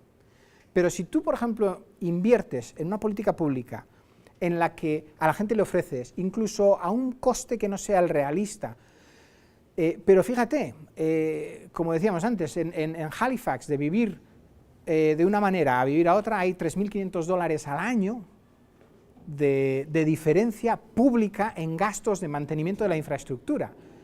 Si tú logras ahorrarte esos gastos y los inviertes en una subvención a una vivienda dentro de un conjunto de entidades, pues igual resulta que empiezan a salir los números. Entonces, a lo que prefiero es que tenemos que ser más imaginativos y luego pensar que cuando tú haces eso, estás invirtiendo en capital humano, porque tú, en el momento que a la gente le das una vivienda digna, ya tienen una plataforma para empezar a hacer otras cosas, para tener salud, porque si no tienen salud te van a costar más caro por otro lado, ¿vale? Para poder acceder a la educación, porque si están ahí a 25 kilómetros, igual el niño de 7 años no puede llegar a ningún centro educativo, y ya tienes otro ser humano que no se aprovecha y que no se desarrolla. Entonces, esa red de efectos secundarios que tiene decisiones de inversión, ¿no? ¿Cuánto quieres invertir en segundos pisos en Monterrey? ¿Cuánto quieres invertir en...? Bueno, piensa en otras políticas, y si yo invierto en esto, ¿qué beneficios voy a tener? Porque claro, los beneficios no son siempre directos de retorno, los beneficios pueden ser, ¿qué me voy a ahorrar? ¿Qué me voy a ahorrar en violencia y en policía? Porque la gente tiene una vida más digna, con lo cual hay menos incentivo para otro tipo de vida. Entonces, si hay una cosa que me gustaría es que siempre llevarais un poco la antena puesta de, a ver, ¿qué más? ¿No? O sea, hacer siempre la pregunta, ¿y por qué? ¿Y de dónde? ¿Y para qué? ¿Y si hago esto? ¿Cuáles son las...? O sea, yo ahora mismo comentaba ayer, ¿no? Si yo hoy tuviera que elegir carrera, probablemente me lanzaría hacia Behavioral Sciences, ciencias del comportamiento, ¿no? Aquellas que estudian qué decisiones tomamos, qué implicaciones tienen, por qué las tomamos, porque es que me resulta fascinante, ¿no? Es el juego para tratar de dinámicamente ir mejorando un sistema que de por sí es muy complejo. No hay solución actual, pero tampoco estamos pensando con una mente suficientemente amplia. Yo creo que nos cerramos y decimos, no, es que el costo de la vivienda es este, la gente gana esto, no hay solución. Y dices, bueno, ¿en qué estamos gastando el dinero? En general, no sé. ¿Cuánto gastamos en armas, en ejército? A ver, ya sé que es como muy populista decir esto, pero ¿cuánto? Si reduces eso a la mitad, ¿qué efecto puede tener a nivel social? No lo sé, pero yo creo que tenemos que mirarlo, y para mí una de las cosas fundamentales, y por eso me centro mucho en la ciudad, es que, claro, de tener una ciudad como Barcelona, que tiene 14 metros cuadrados de calle por habitante, a una como Houston, que tiene 140, haceros cuenta que el coste de mantener esa ciudad, Houston, es enormemente mayor que Barcelona. Poca gente os dirá que Barcelona no ofrece una muy alta calidad de vida. Barcelona es una ciudad fantástica, tiene sus defectos, todas los tienen, pero la calidad de vida en Barcelona es fantástica, ¿vale? Necesitas 10 veces más de gasto en eso, en un país, Estados Unidos, que no tiene un servicio de salud universal. En España, proporcionar un servicio de salud universal de bastante buen nivel sale a unos 1.500 euros per cápita, que son aquí unos 30.000 pesos o algo así al año, ¿vale? Esos 1.500 per cápita, si lo pones para un hogar, es casi el equivalente a la diferencia entre construir en baja densidad y en alta densidad del coste público de mantener esas infraestructuras. Si yo os pusiera ese dilema delante, diría, oye, ¿qué preferís? ¿Tener una ciudad toda esparcida, así en sprawl, que te va a costar todo este dinero al año? ¿O Una ciudad compacta, que te proporciona accesibilidad, que te da este tipo de servicios, y encima tienes un seguro de salud gratuito. Curiosamente, hay una correlación directa entre proporción de desplazamientos en transporte público y densidad. Cuanto mayor es la densidad, mayor es el desplazamiento en transporte público. Y también hay una correlación directa entre movimientos peatonales y densidad. Y una correlación inversa entre densidad y movimiento en vehículo privado. En el momento que tú te vas y te extiendes, ¿cuál es la razón? La razón son varias. La número uno, que es lo más fácil. Lo más fácil para un desarrollador es 500 hectáreas ahí fuera de ese carral. Hay una carretera por aquí, vale. ¿Me sale a cuánto me sale? ¿A 2 pesos el metro cuadrado? ¡Puah! Aquí hago lo que sea, como galletas, uno de los motivos por los que Boston, San Francisco, Londres, son tan carísimos ahora para vivir, la vivienda, es porque nadie quiere que le hagan algo al lado. A mí déjame como estoy, déjame en paz, yo tengo mi jardincito, mi casita. Claro, cuando pones todos esos condicionantes es imposible y te tienes que ir 15 kilómetros más allá. ¿Y vas a tener transporte público? Bueno, pues si es que no hay masa crítica. Entonces, esto del transporte público, por ejemplo, es muy gracioso, ¿no? Porque yo vengo a Monterrey con cierta frecuencia, y claro, el problema de la movilidad es el problema de la movilidad, casi el número uno, ¿no? La movilidad, la polución está relacionada. Y entonces, ¿cuál es la historia? Yo a veces les suelo decir, ¿no? A ver, transporte público, no, todo el mundo, transporte público, necesitamos más transporte público, la gente tiene que dejar el coche, usar transporte público, el auto. Digo, a ver, ¿transporte público qué es? Hoy, el transporte público, para mí, es casi más parte del problema que de la solución. ¿Pero por qué? No por el transporte público en sí, sino por lo que ha hecho en las mentes de los políticos. Los políticos se piensan que la solución es el transporte público, que hoy podrías poner mucho más transporte público y quitarías casi todos los vehículos de la calle. Y eso es imposible. No se puede hacer. La solución no es el transporte público, la solución es el patrón de desarrollo urbano. Si tú tienes una ciudad extensa, olvídate del transporte público. Podrá funcionar un poquito aquí y allá, pero va a ser ineficiente y caro, siempre. Siempre. No hay ciudad extensa y baja densidad que tenga un sistema de transporte público bueno. Punto. Es así de claro. Vete por el mundo, no hay ni una. ¿Dónde funcionan bien los sistemas de transporte público? Donde compactas a la gente. Sistemas de transporte público que van petados. Hong Kong. Hong Kong es ¡guau! Te montas allí, 3.000 personas por tren. Un tren cada 2 minutos. Y dices, pero ¿y esto cómo es? ¿No? Pero está petado, ¿por qué? Porque hay una densidad y todos encima, el metro de Hong Kong construye viviendas encima de las estaciones. Y así funciona. Entonces, cuando yo digo esto, digo, es que os pensáis que el transporte público os va a solucionar la vida, no lo va a hacer, vais a malgastar dinero y vais a seguir dejando que la ciudad se expanda y se expanda y se expanda. Una de dos, o paráis el crecimiento de la ciudad, os planteáis muy seriamente dónde debiera producirse el próximo crecimiento, facilitáis tremendamente que se crezca en polos urbanos, a base de incentivos, a base de quitar regulaciones extemporáneas, o es que la cosa va a seguir así y va a ir a peor. Pues claro que va a ir a peor. Y alguien dirá, no, pero ya vendrá el coche autónomo, eléctrico y se solucionarán todos los problemas. Tampoco. ¿Mejorará un poco? Sí. ¿Solucionar? No. Porque aunque llegue el coche autónomo y eléctrico, primero, no se lo va a poder permitir todo el mundo, por mucho que sea un servicio. Si tú vives a 25 kilómetros de aquí y eres de un estrato social muy bajo, no vas a poder llamarle, porque además tienes que viajar mayor distancia, te va a salir mucho más caro. Y es que en segundo lugar, la baja densidad va a seguir generando esta segregación social espacial. Entonces, parezco muy crítico y que me meto con mucho. Yo lo que os animaría es interrogarlo todo. No, a ver, ya sé que estáis en la edad en que seguramente lo hacéis, ¿no? Pero más, ¿no? No asumáis que lo que diga alguien, incluso lo que digo yo, pues oye, habrá que ver lo que digo yo si tiene mucho de razón, ¿no? Pero no asumáis que lo que, no, es que el transporte público, y lo oiréis cientos de veces en las noticias, no, estamos haciendo un esfuerzo por el transporte público. ¿De qué? Si es que no te lleva a ninguna parte, enfócate en el problema. Entonces, cuestionar y cuestionar todas estas cosas y divertiros. Uno de los comentarios que suelo hacer yo es que si tú miras hoy la población que tiene Monterrey, la huella urbana que tiene Monterrey, a Monterrey le sobran más de 2/3 partes de lo que tiene construido. Tranquilamente. Y dices, entonces ya no puedes hacer nada. Y dices, sí, bórralas. ¿Es imposible borrar 2/3 partes de una ciudad? Aquí estáis, vosotros podéis hacerlo. A mí no me va a dar tiempo. Piensa en 30, 50 años. ¿Tú qué quieres? ¿Resignarte y decir, es que fíjate, es que esto es imposible, no hay quien pueda andar, no hay ciclovías, carro y ya está, ¿no? Entonces, sí, vale, pues espera 30 años más y verás. En 30 años más no va a haber... Monterrey necesita pensar en creative destruction. Si tú te das una planificación de 30 o 50 años, tú tendrías la capacidad de reconcentrar el crecimiento e incluso reubicar lo que ya había, porque si lo piensas bien, lo que te cuesta mantener una ciudad tan extensa, igual en 30 años te has pagado el coste de compactarla, pero ese análisis no se ha hecho. Yo sé que lo puedes hacer. Y de hecho puedes incluso jugar con incentivos.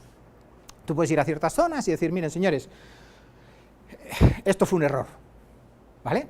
Fue un error, nunca debimos hacer este fraccionamiento aquí, tostándose al sol, sin tiendas, sin transporte, perdido en el mundo y que no les gusta nada, ¿vale? Hemos decidido que como fue un error, lo vamos a borrar y entonces les vamos a dar a ustedes la opción de su patrimonio que tienen aquí, trasladarlo a otro lado más céntrico, donde van a tener acceso a transporte público, donde va a haber una diversidad de usos, van a tener comercio. ¿Les gustaría? Yo creo que en gran medida la respuesta sería positiva, pero habría quien diría, oh, no, es que yo nací aquí, no sé, me encuentro cómodo aquí en este tostadero y tal. Bueno, vale. Entonces, tú vas y le dices, mire, yo le comprendo, pero ¿sabe qué? Que hemos decidido que por política pública de interés público, de aquí a 30 años esto va a volver a ser un bosque, ¿vale? Entonces, yo le doy tiempo, no tiene por qué irse hoy, ni mañana, ni pasado, pero le doy un incentivo, ¿vale? Si usted decide irse en el primer año, le doy un vale, un bono, que vale por 3 veces el tamaño de su casa en edificabilidad en esta zona de aquí céntrica que queremos impulsar, ¿no? Porque si hacemos crecer esta zona va a tener vida y tal. Entonces, usted tiene su bono y ya puede ir al centro y decir, oiga, usted tiene un predio aquí, yo tengo derechos para 3, que cubren el abandonar tu casa, mudarte, construir y que te quede un poquito de margen. Tú imagínate que pones un mecanismo de esos en marcha y le das el incentivo a toda la gente que quieres ir borrando, no a la gente, perdón, toda la huella horrible que quieres ir borrando para ir compactando y hacer una ciudad mucho más densa, práctica y manejable. Pues probablemente tendrías en el tiempo un proceso en el que lo harías. Lo que no puedes hacer es decir, como esto ya está perdido, pues lo dejamos y que siga cuanto más. Si es que la otra cosa es, claro, 4/5 partes de Monterrey tienen menos de 30 años. Dentro de 30 años ya habría que prácticamente rehacer todas esas calles y no va a haber dinero. ¿Qué va a pasar dentro de 30 años? ¿Qué tipo de ciudad va a ser? En donde igual la gente empieza a escapar de unos sitios, se deterioran más, va a otros, igual. Hay que empezar a pensar en eso ya. Y ya sé que suena dramático, pero es que, a ver, los urbanistas son la única profesión aparentemente que no tienen ni manera de corregir, ni de retirar, ni goma de borrar. O sea, una vez que ya está hecho, ahí se queda, ¿no? Pues no, fue un error, borra, muévete, busca los mecanismos, pero no te conformes, todo se puede cambiar. Pero hay demasiados intereses de por medio. Claro. O sea, es decir, sí, yo no creo más bien que el gobierno no haya ya pensado en eso, no haya pensado que en un futuro va a ser benéfico. El problema es que para obviamente empezar a implementarlo, el dinero que se están llevando, se están robando literal, se escucha la palabra fea, pero es la verdad, se lo roban y eso lo deberían de poner ahí. ¿Y quién de los políticos que está ahorita sentados en esas sillas están dispuestos a darlo pensando en un futuro? Esa gente a lo mejor es gente como usted que dice, pues a mí ya no me toca, o sea, yo el día de mañana me muero, ya no estoy aquí. Yo no entrego todavía, yo sigo en la brecha, yo digo que os va a tocar a vosotros porque esto tarda mucho, pero tienes razón, ¿cuál es la actitud allá donde cuenta? ¿Cuál es la actitud de los poderes económicos? ¿Cuál es la actitud de los poderes políticos? Que son los que pueden ir cambiando el marco, las reglas del juego. Si no logramos influenciar la política, lo tenemos muy crudo. Si no construyes una sociedad de derecho, donde se hagan bien las leyes, donde se cumplan, donde tengan sentido, donde se analice por qué se está haciendo y los costes y beneficios de esa regulación, es muy difícil. Entonces, indudablemente, uno de los puntos de presión, y si hubiéramos seguido ahí, sale, o sea, o cambiamos el marco jurídico, fiscal, y es decir, aquellos que lo implementan, o va a ser imposible, porque las dinámicas de mercado son las que son, los poderes fácticos son los que son, pero todas esas cosas son las que hay que cambiar. ¿Es imposible? No, hay que cambiarlo, pero hay que tener conciencia de que hay que cambiar.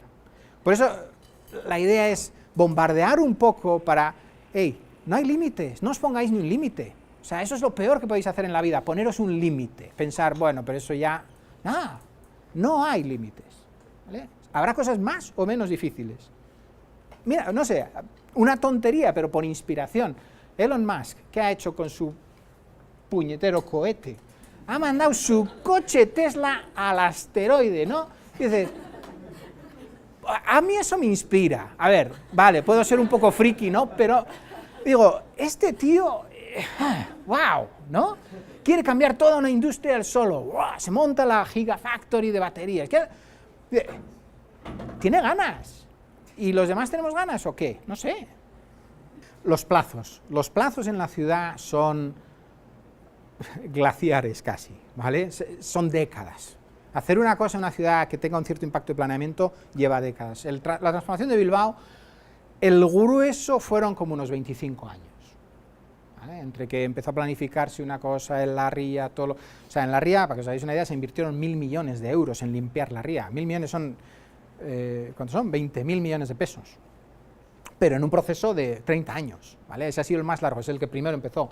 El metro también costaron, no sé, 3.500 millones de euros, que son 70.000 millones de pesos, ¿no? Y también se empezó a planificar no sé cuándo, se abrió en el 97, a la vez que o sea, son procesos que tardan mucho.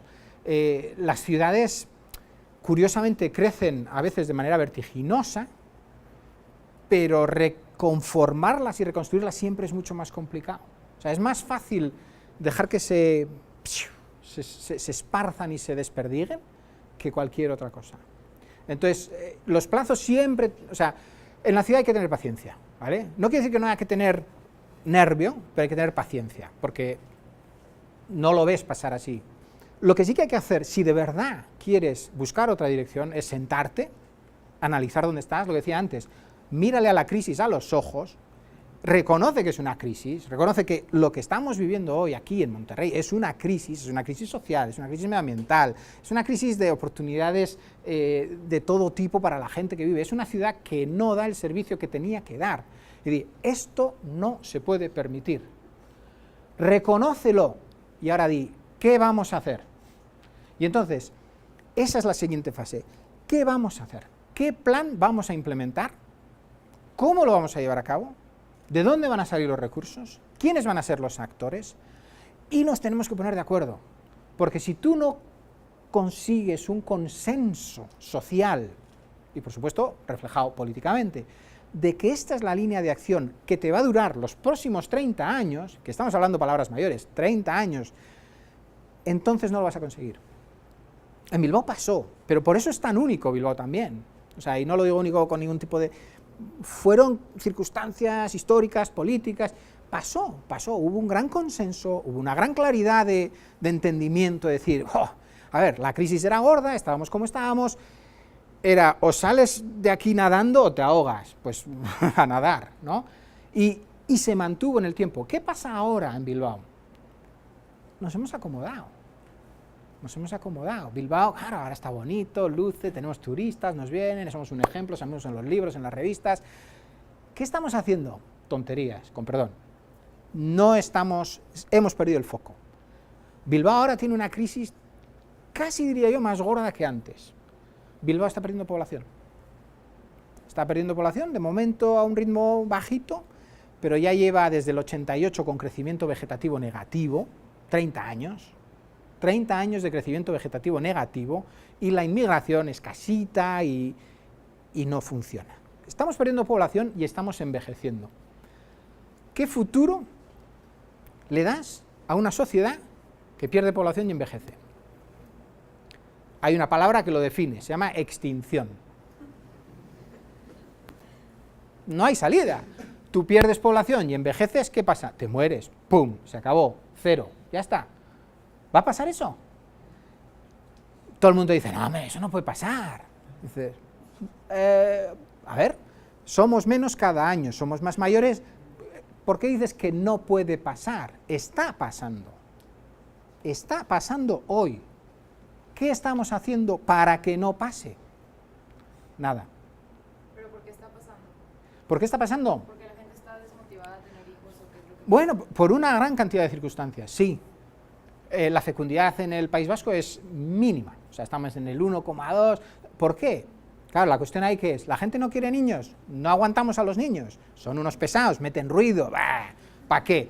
Oye, cada cual es muy digno de tener sus opciones. Si no quieres un niño, no quieres un niño, ya está. Pero, quien quiere tener un niño, ¿cómo lo tiene de fácil? No mucho. El precio de la vida, el tema de quién va a trabajar a qué hora, qué flexibilidades tiene, qué facilidades tiene. O sea, curiosamente, socialmente, todos tendríamos que estar invirtiendo en tener niños, porque es que si no, no tenemos futuro. Ríete de las pensiones. ¿Quién va a pagar las pensiones en España? ¿Vale? Está claro que no se van a pagar, por eso las están recortando y recortando y les recortarán. Pero si tú no tienes un mínimo de niños o decides traer gente de fuera, tú te vas a extinguir. ¿Y qué políticas sociales estás poniendo en marcha para que no pase eso? Yo, desde luego, la primera, número uno, ¿quién tiene los niños? Las madres. A las madres les tienes que dar todo. Todo, todo. O sea, les tiene que parecer fantástico tener un niño. Bastante duro es de por sí tener un niño físicamente. Si no se lo das todo hecho, todo fácil, toda la ayuda, hey, tienen todo el derecho del mundo a decir, a mí déjame en paz. Tenlo tú, a la pareja, ¿no sabes? Tenlo tú. Pues no funciona así. Entonces, por un lado eso, las políticas para fomentar la natalidad tienen que ser, y por otro, también pueden ser otras, pueden ser, oye, vamos a redistribuir la población del mundo, vamos a traer gente aquí, vamos a formarla, pero vamos a mantener un ritmo. En todos los países, si tú miras el índice de natalidad de todos los países, hay una web fantástica, una pena que murió Hans Rosling, pero es Gapminder, no sé si la conocéis. Esa web, tú puedes poner unos gráficos súper divertidos, dinámicos, y te enseña una cosa clarísima, que según ha ido creciendo el nivel de vida, en todos los países del mundo, la fertilidad ha bajado hasta niveles que ya en México están llegando al punto de no reemplazo, ya en México. Es decir, aquí todavía tenéis un dividendo demográfico que os va a durar como 30 años, y dentro de 30 años vais a empezar a estar como España, ¿vale? De que vais a empezar a casi, depende de la migración, ¿no? Perder gente, crecimiento vegetativo negativo. ¿Pero por qué pasa eso? Pasa aquí, pero pasa en los países musulmanes también. O sea, allá donde empieza a llegar un poquito de formación, un poquito de dinero, la fecundidad baja. ¿Por qué? Pues porque cuando hay más esto, la mujer tiene más motivación para salir al mercado laboral, pero igual no tiene las condiciones de apoyo para poder tener una vida profesional y tener una familia. Porque quieras que no, al final, casi biológicamente a la mujer le toca más, no debiera, hay unos aspectos que obviamente le tocan más, porque son así, pero en general le sale todo peor. O sea, estuve leyendo un artículo, a alguien le comenté creo, ¿no? Pero me llamó la atención poderosísimamente. Uber, que no tendrá igual necesariamente muchos fans en ciertos aspectos, ¿no? Pero bueno, es una realidad que tenemos ahí. A mí Uber me parece fantástico por una cuestión, y es que tiene una cantidad de datos inmensa, inmensa, y pueden analizar cosas con un grado de detalle tremendo, ¿no? Entonces, Uber empleó a 5 economistas, algunos académicos, en estudiar a ver si entre sus conductores había una diferencia de ingresos entre hombres y mujeres. Problema candente, un problema real, pasa en todo el mundo prácticamente, con grandes diferencias, pero ojo, Uber es una plataforma gestionada por un algoritmo que teóricamente es neutro. Uber no sabe si eres hombre, Uber no sabe si eres mujer, me refiero, el algoritmo, Uber sabe porque está registrado, ¿no? Y entonces analizaron y miraron, ¿qué pasa con Uber? ¿Ganan más los hombres o las mujeres? ¿O no? ¿No? Y entonces, la respuesta ¿cuál hubiera sido? ¿Qué hubierais esperado? Igual, eso es lo que se espera. Exacto, tú lo piensas y dices, pues igual. ¿Qué salió? Las mujeres ganan un 7% menos por hora. Y dices, aquí hay algo raro. ¿Cómo puede ser que ganen menos por hora haciendo lo mismo, con el mismo algoritmo, les manda en el mismo GPS, no sabes, esto no, hay algo que no cuadra? Entonces analizaron, ¿no? Que tienen más de 2,5 millones de viajes, miles de conductores en un montón de ciudades. ¿Y cuál era la diferencia que explicaba ese 7%, que no, a ver, no es enorme, pero es significativo. Pues la mitad quedaba explicada por un factor peculiar, que es que los hombres conducen un poco más rápido. Ah, vale, eso lo puedes entender, ¿no? Solo un 2% más rápido, o sea, no estamos hablando aquí de que vayan en plan, carreras, un poquito más rápido, ¿vale? Vale, eso explica. ¿Y qué explica la otra mitad? Pues básicamente la otra mitad la explica el hecho de que las mujeres tienen menos experiencia en el trabajo. ¿Por qué? Porque le dedican menos horas y tienden a durar menos en Uber. Y al tener menos experiencia, no valoras tan bien qué horas son las mejores para salir y qué lugares son los mejores para salir. También puede haber decisiones que no dependen de tu voluntad. Es decir, igual una mujer salir a conducir a las 12 de la noche de un viernes no le hace tanta ilusión pensando que se le pueda montar cualquier borracho en el coche. Y entonces, en cambio, un hombre pues puede tomar una decisión un poquito más así, ¿no? Pero eso no marcaba las diferencias, porque las mujeres eran más adeptas a salir el día que se está jugando el partido de fútbol en la tele, que los hombres no se lo pierden, y sin embargo hay demanda. Entonces, pero lo curioso era que al final las mujeres trabajaban menos horas. ¿Por qué? Pues porque, quieras que no, siguen trabajando más en casa de manera no remunerada. Entonces tienen más restricciones de cuántas horas le pueden dedicar, aprenden peor el sistema, peor, entre comillas, ¿no? O sea, no tienen tan bien pillado el puntito de dónde estar a qué hora y ganan menos. Entonces, a mí me llamó muchísimo la atención eso. Pero lo interesante es la capacidad de analizar esas cosas con datos que tenemos ahora y que vais a tener. O sea, eso para mí es como, ¡wow! Se abre un universo ahora, Big Data, pero llámalo Big Data, pero llámalo focalizado, ¿no? Que os va a permitir, en el momento que ves eso, dices, ¿y ahora cómo vamos a jugar con esto? ¿No? ¿Cómo vamos a darle...? Pero bueno, a ver, yo tengo intereses que se abren muchísimo y os animaría a que también los tengáis. O sea, nunca digáis no a nada, esto me aburre, no sé qué. A mí me parece apasionante todo, pero siempre preguntando, ¿y esto por qué? ¿Y esta gente qué hace? Qué raro es esto, ¿no? Pero míralo, interésate. Cuanto más amplios sean vuestros intereses, pensar que estáis en una sociedad ahora que nunca vais a tener asegurado lo que vais a estar haciendo en la vida en los próximos, no sé, ni meses, iba a decir años, pero ni meses. ¿Por qué? Pues porque es un mundo cambiante. ¿Cuál es vuestra arma de defensa? Flexibilidad, apertura, interés, curiosidad.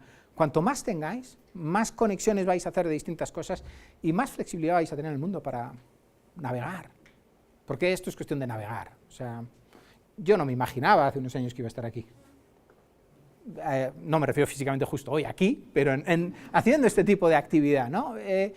Y sin embargo, vas navegando y tus intereses se abren, y vas por acá, y la vida te va llevando y tú vas, a ver, la vida es como un río, ¿no? Te va llevando la corriente, pero tú vas con el timón ahí y más o menos tienes tus elecciones.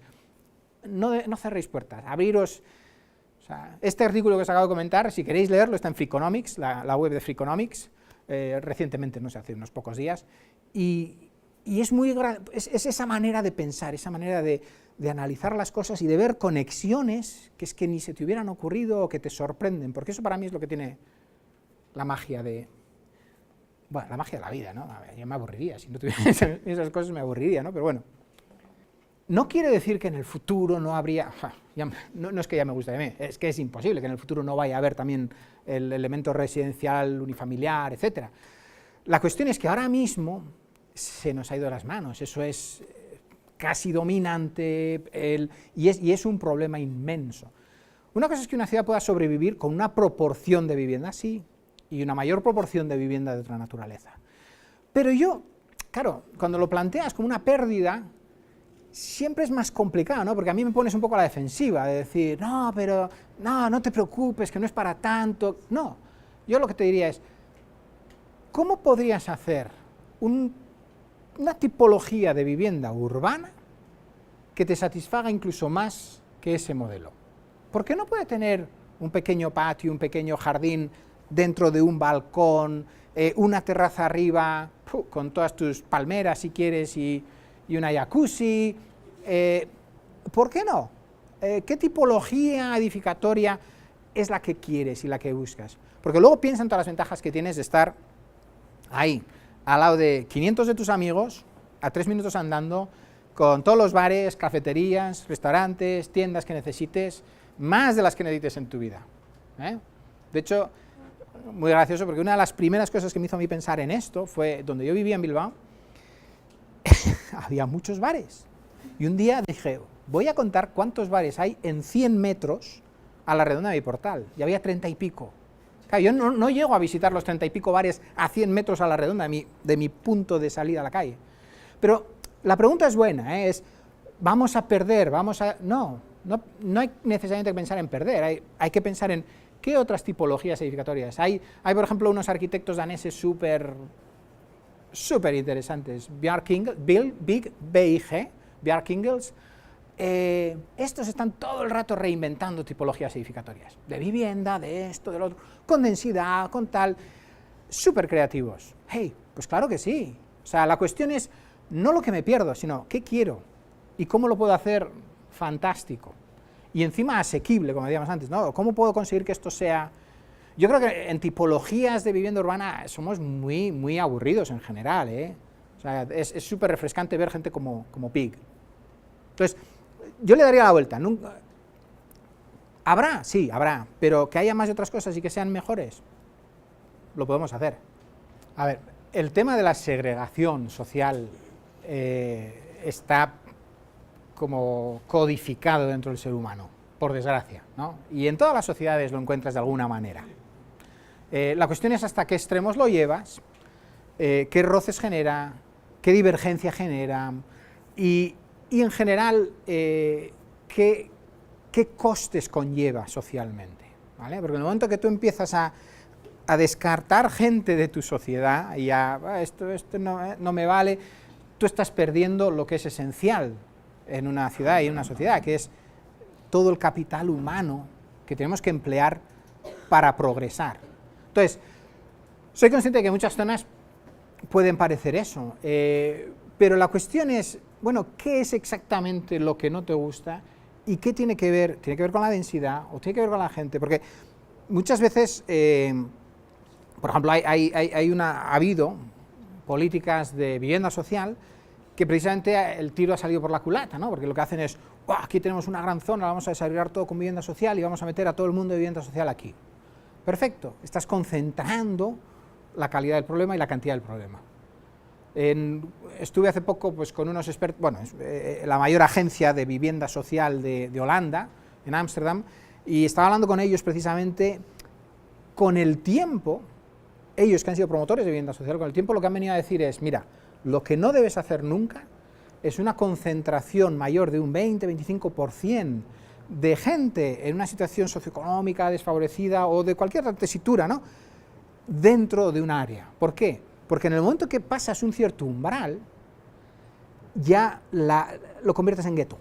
Y el resto de la sociedad tiende inmediatamente a ir. Mientras que si es un porcentaje asumible y la gente convive con ello y no se genera la problemática que se genera. Entonces, esto va a parecer un poco de social engineering y de Orwell 1984, pero la realidad no, la realidad es que si no nos mezclamos, no acabamos de conocer, o sea, todo el prejuicio y todo el miedo siempre es la falta de conocimiento, ¿vale? Tú al final tienes prejuicios contra... es porque no le conoces, porque no le has tratado, porque nunca te has tomado una cerveza con ellos, ni nada. En el momento que empiezas a tratar a la gente, excepto muy contadas excepciones, no voy a hablar aquí de criminales puros y duros, pero en general no hay ninguna problemática.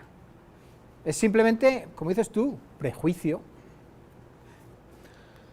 Entonces tenemos como dos temas, ¿no? Tenemos el tema de la inseguridad, prejuicio, y el tema de cómo transformar y de cómo ser parte de la transformación.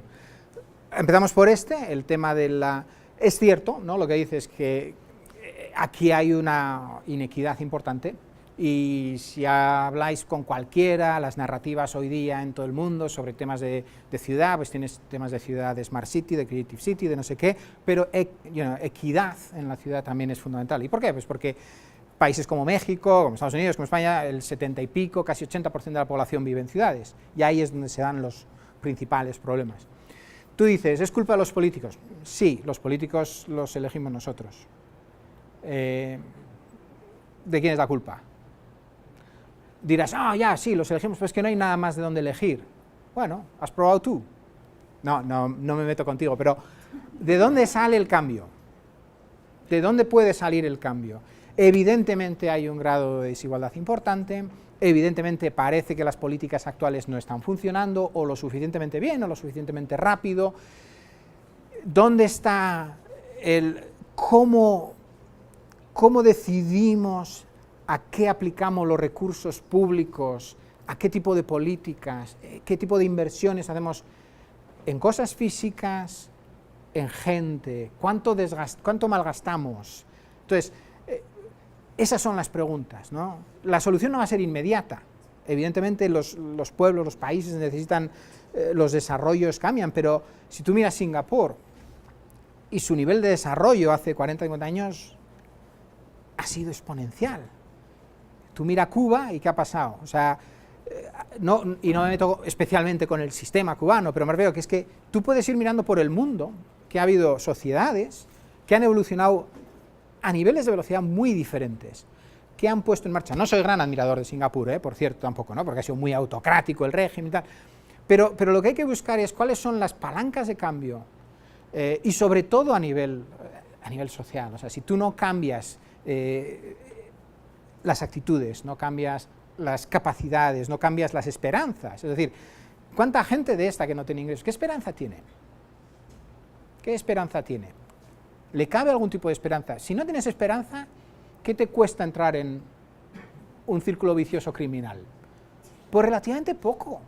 Entonces, ¿dónde está la inversión que te va a rendir como país? Para empezar, que la gente tenga esperanza, que la esperanza esté fundada, que vean pasos, que se invierta. ¿Y todo eso a quién corresponde? Pues nos corresponde a todos. Los políticos son los que nos merecemos, normalmente. Aquí no son muy buenos, en España no puedo decir que sean fantásticos. Mira lo que tienen ahora de la frontera para el norte. ¿Algunos son mejores que otros? Sí, pues venga, a ir por ahí. Pero los políticos responden a la sociedad. O sea, las presiones sociales son el aliento en el cogote, es lo que funciona. Y si somos indiferentes, pues no les va a preocupar. Entonces, yo creo que ese tema un poco por ahí. Perdonad, y ahora salto al otro, ¿no? De decir, ¿por dónde empezaría y qué puedo hacer siendo yo pues una hormiguita en un hormiguero tan grande, ¿no? Por un lado, Distrito Tech está súper bien porque es el primer ejemplo. Ya está, ya hay un programa parcial, ya hay una iniciativa, ya se está poniendo un modelo en la mente, ¿no? Y dices, queremos ir por aquí. Y además está asociado a una cosa que es tan de mejora humana como es un centro educativo, ¿no? Como es una universidad, y dices, bueno, es que el impulso, precisamente cuál es la función última del TEC, es eso, es mejorar el capital humano de la nación. Estábamos hablando el otro día de eso, ¿no? El TEC y cualquier otra universidad o escuela es educar. La educación es la base de cualquier progreso, en todo, progreso económico, progreso social, progreso cultural, tienes que ir por ahí, ¿no? Cuanto más puedas hacer de eso, mejor. Entonces, vale, el Distrito TEC ya está ahí. Si yo tuviera que sugerir dónde realmente empezar a poner esfuerzos, yo no tengo muchas dudas, el centro de Monterrey. El centro de Monterrey, al lado del casco antiguo, con las cuadras que tiene ya perfectamente organizadas, con la centralidad que tiene, con accesibilidad incluso, transporte público y demás, es que está ahí, vamos, está a punto de caramelo. Lo que es incomprensible es que el centro de Monterrey no tenga vida, que no haya un esfuerzo realmente, porque si tú, y además es grande, entonces si tú empiezas a mirar, el centro de Monterrey tiene unas cuadras parecidas, podrían ser a las de Barcelona, o a las del ensanche de Madrid o de Bilbao, tiene un potencial inmenso, lo sorprendente es que no se aproveche, ¿vale? Y entonces, para ligar un poquito en un salto aquí con doble tirabuzón mortal, ¿por qué no se aprovecha? ¿Por qué no se aprovecha?